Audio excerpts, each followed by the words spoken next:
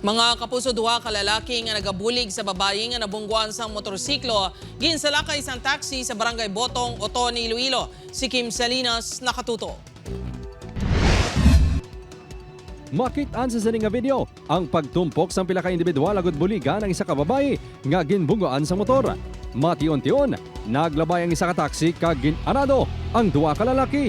Makit-an ang babae nga nakaitom nga ginahampak pa ang likod nga porson sang taxi. Ang insidente ang natabo sa barangay Botong, Oton, na Iloilo pasado alas 11 Sabado sang gabi. Sa investigasyon sang kapulisan, una nga namungguan sa motorsiklo si Elias Nene, 18 anyos, samtang nagapatabok ini sa dalan. Ginbuligan ini ni alias Nonoy, 22 anyos, kag ni alias Toto, 32 anyos, upod ang iban pa nga bystanders.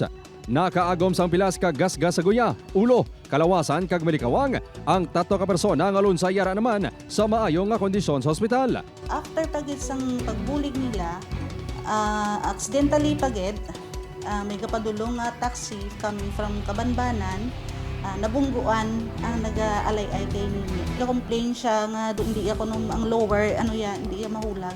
Ginkilala ang taxi driver ka alias Fredo, 65 anyos, residente sang Colasy Antique. Patag sini sa kapulisan, wala sini makit-an ang mga tao sa dalan bangod sang pag-ulan-ulan.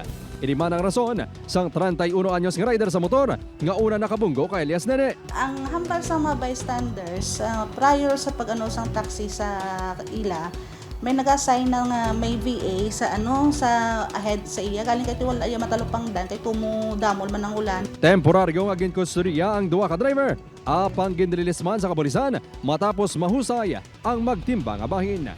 Upod Caramel Porquia, Kim Salinas. 1 Western Visayas.